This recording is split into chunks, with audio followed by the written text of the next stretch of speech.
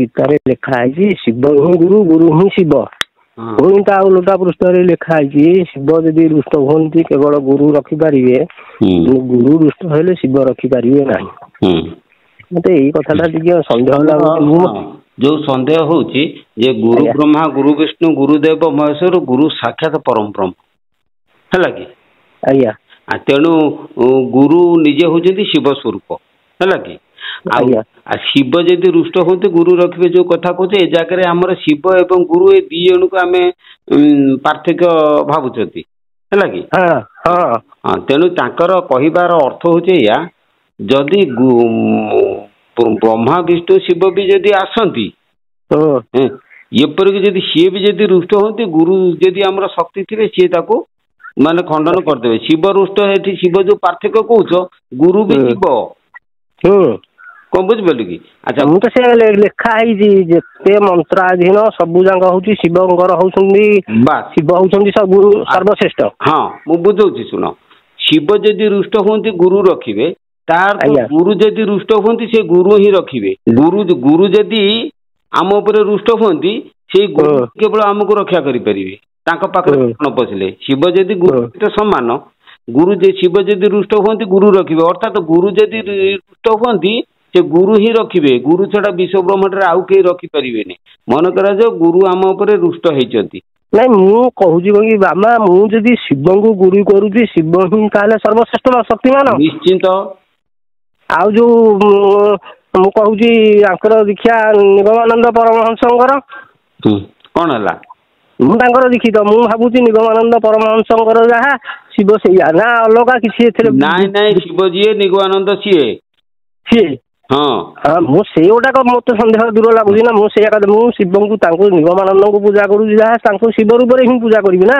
ହଁ କିଛି ଅସୁବିଧା ନାହିଁ। ତେଣୁ ଗୋଟେ କଥା ଶୁଣ, ମୁଁ ଯେତେବେଳେ ଯାଇଥିଲି ଡେରାଡୁନ ଯାଇଥିଲି ସେତେବେଳେ ରାମକୃଷ୍ଣ ପରମହଂସଙ୍କ ଆଶ୍ରମରେ ମୁଁ ରାମକୃଷ୍ଣ ଆଶ୍ରମରେ ମୁଁ ରହିଲି ହେଲା କି?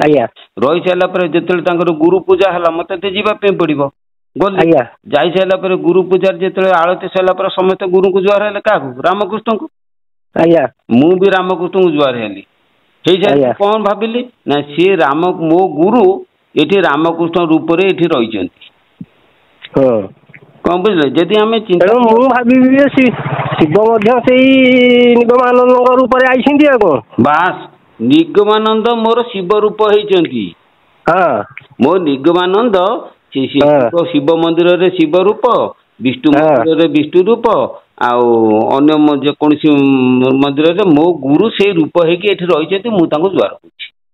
ଏଇ ଭାବନା ଯଦି ରଖିପାରିବ ତାହେଲେ ଜଗତ ଗୁରୁମୟ ବୋଲିକି ଆମେ ଦେଖିପାରିବା ଏବଂ ସବୁଆଡେ ଆମେ ଆନନ୍ଦ ପାଇବା। ବୁଝିଲେ କି? ମୁଁ ସେଠି ଡେରାଡୁନରେ ଭାବିଥାନ୍ତି ଆରେ ମୋ ଗୁରୁ ତ ଦୟାନିଧି, ଇଏ ତ ରାମକୃଷ୍ଣ, ମୁଁ କାହିଁ ଏଠି ଜୁହାର ହେମି? ଇଏ କଥା ଚିନ୍ତା କଲେ ଏଠି କଣ ହବ ନା ଭେଦ ଦୃଷ୍ଟି ହେଇଯିବ। ବୁଝିଲେ କି? ଆଉ ଗୋଟେ କଥା କହୁଛି ଶୁଣ, ଭେଦ ଦୃଷ୍ଟି ସୁଯୁ ଅଛି ଦୁଃଖର କଳ୍ପନା, ତାର ଅବ୍ୟର୍ଥ ଔଷଧ ଅଦ୍ୱୟ ଭାବନା।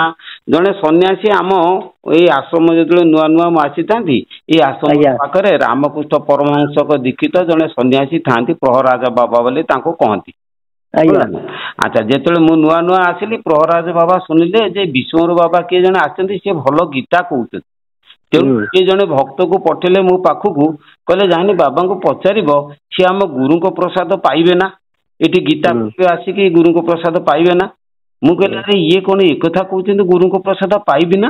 ମୁଁ କହିଲି ଠିକ ଅଛି, ହଉ ତାଙ୍କୁ କହିଦବ ଯା ସେ ପ୍ରହରାଜ ବାବାଙ୍କୁ, ସିଏ ଯଦି ଆମ ଗୁରୁଙ୍କ ପ୍ରସାଦ ପାଇବେ ମୁଁ ତାଙ୍କ ଗୁରୁଙ୍କ ପ୍ରସାଦ ପାଇବି। କଣ ଅସୁବିଧା କିଛି ନାହିଁ? ଅସୁବିଧା ତ କିଛି ନାହିଁ, ଏଇଟା ଠିକ କଥା। ଠିକ କଥା। ବାସ ମୁଁ ଏ କଥା ତାଙ୍କୁ ଏଇ କଥାଟା କହିଲି। ଅର୍ଥାତ ଯଦି କାହାର ଧାରଣା ଥାଏ ଇଏ ମୋ ଗୁରୁ ସିଏ ତା ଗୁରୁ, ନାଇଁ ନାଇଁ ନାଇଁ, ଗୁରୁ ସମସ୍ତଙ୍କ ଭିତରେ ସମାନ। ବାସ୍ ଏଇ କଥାଟା ଗୁରୁ ଏକ ଭେଦରେ ଅନେକ ପ୍ରକାର, କିଏ କୋଉ ତନ୍ତ୍ରବାଦରେ ଗୁରୁ, କିଏ କୋଉ ବାଦରେ ଗୁରୁ, କିଏ କୋଉ ବାଦରେ କଣ। ଆଜି ଆସିବ ସନ୍ଧ୍ୟାବେଳକୁ। ତେଣୁ କିଏ କୋଉ ବାଦରେ ସଂସାରରେ ଚାଲିଛି, ତେଣୁକରି ତା ଗୁରୁ ତାଠି ହିଁ ଶ୍ରେଷ୍ଠ, ମୋ ଗୁରୁ ମୋ ପାଖରେ ହିଁ ଶ୍ରେଷ୍ଠ। ସେଇ ମୁଁ ଯେତେବେଳେ ଗୀତାଟା ପଢିଲି ଆଜି ଦେଖିଲି ଗୁରୁ ଗୀତା, ସେଥିରେ ଲେଖା ହେଇଛି ସେଇଆ ପରା କହିଲି, ଶିବ ହିଁ ଗୁରୁ, ଗୁରୁ ହିଁ ଶିବ, ଶିବ ହିଁ ସଂସାରର ମୁକ୍ତିଦାତା। ସବୁ ସବୁ ଶିବ ମୂଳ। ଗୋଟେ କଥା, ଶିବ ହେଲେ ସଂହାର କର୍ତ୍ତା, ବିଷ୍ଣୁ ପାଳନ କର୍ତ୍ତା, ବ୍ରହ୍ମା ସୃଷ୍ଟିକର୍ତ୍ତା। ବୁଝିଲ? ଏଇ ତିନି ରୂପ ମଧ୍ୟ ଗୁରୁ ମଧ୍ୟ ପାଳନ କର୍ତ୍ତା, ଗୁରୁ ସୃଷ୍ଟିକର୍ତ୍ତା, ଗୁରୁ ମଧ୍ୟ ସଂହାର କର୍ତ୍ତା। ବୁଝିଲ ନା? ତେଣୁ ବ୍ରହ୍ମା ବିଷ୍ଣୁ ଶିବ ଉଭୟଙ୍କ କର୍ମ ଗୁରୁଙ୍କ ଠେଇଁ ଆମେ ପାଇବା। ବୁଝିଲା? ତିନିଟାଙ୍କ କର୍ମ ଗୁରୁ ପାଖରେ ହିଁ ଅଛି। ତେଣୁ କିଛି ଅସୁବିଧା ନାହିଁ, ତମେ ନିଷ୍ଠା ସହକାରେ ଆଗେ ଗୁରୁଙ୍କୁ ଧର, ସବୁ ପାଇବ। ହେଲା? ଆଗ ମୁଁ ତାହେଲେ କହିବା କଥା ନିଗମାନନ୍ଦ ପରମହଂସ ହିଁ ମୋର ସର୍ବଶ୍ରେଷ୍ଠ, ଆଉ କିଛି ଜାଣୁନି। ଶିବ ମନ୍ଦିରକୁ ଗଲେ ସେଇ ନିଗମାନନ୍ଦ ପରମହଂସ, ବିଷ୍ଣୁ ମନ୍ଦିରକୁ ଗଲେ ସେଇ ନିଗମାନନ୍ଦ ପରମହଂସ। ସବୁ ଏକା। ଆମେ ଯଦି ଗୁରୁଙ୍କୁ ପୀରା ଧରିଲେ ଆଉ କୋଉ ମନ୍ଦିରକୁ ଯିବା ଆବଶ୍ୟକ ନାହିଁ, ଗଲେ ବି କ୍ଷତି ନାହିଁ, ନ ଗଲେ ବି ଭୁଲ ନାହିଁ। ବୁଝିଲ ନା? ଆଜ୍ଞା। ତମେ ଚିନ୍ତା କର ନା, ଗୁରୁଙ୍କୁ ପୁରା ଧର, ଗୁରୁକୁ ନିକିଟିକି ସବୁ ଆମେ ପାଇବା। ତେଣୁ ସେଇଥିରେ ବି ଲେଖା ହେଇଛି, ଯୋଉମାନେ ପରମହଂସ ହିଁ ପ୍ରାପ୍ତ ସେଇମାନେ ପୂର୍ଣ୍ଣ ଅଭିଳାଷ କରିପାରିବେ, ଆଉ କେହି କରିପାରିବେ ନାହିଁ। ନା ନା, ଏଇଟା ସତ। ଗୁରୁ ଗୀତାରେ ସ୍ୱତନ୍ତ୍ର ଲେଖା ହେଇଛି, ଯୋଉମାନେ ପରମହଂସ ପ୍ରାପ୍ତ ହେଇଛନ୍ତି ସେଇମାନେ ହିଁ କେବଳ ଭକ୍ତ ମାନଙ୍କର ମନବାଞ୍ଛା ପୂର୍ଣ୍ଣ କରିବେ, ଅନ୍ୟ କେହି କରିପାରିବେ ନାହିଁ। କୌଣସି ଦେବାଦେବୀ ସେ ଲେଖୁଛି 33 କୋଟି ଦେବତା ଗୁରୁଙ୍କର ପାଦ ତଳେ ହିଁ ଅଛନ୍ତି। ଗୁରୁ ଯଦି ସନ୍ତୁଷ୍ଟ ହେବେ ତାହେଲେ ସବୁ ଦେବାଦେବୀ ସନ୍ତୁଷ୍ଟ ହେବେ। ବାସ୍ ବାସ୍, ଠିକ ଠିକ, ସେଇଥିରେ ଲେଖା ହେଇଛି। ତେଣୁକରି ସେଇ ଜିନିଷ, ତେଣୁ ସେ ଲେଖା ହେଇଛି ଅଷ୍ଟଗୁଳ ନାଗ ଦେବ ଗନ୍ଧର୍ବ କିନ୍ନର ସୁର ନର ଯେତେ ନଦ ନଦୀ ଅଛନ୍ତି ସମସ୍ତେ ସେଇ ଗୁରୁଙ୍କର ପାଦ ତଳେ ହିଁ ବିରାଜମାନ। ହଁ ନିଶ୍ଚୟ।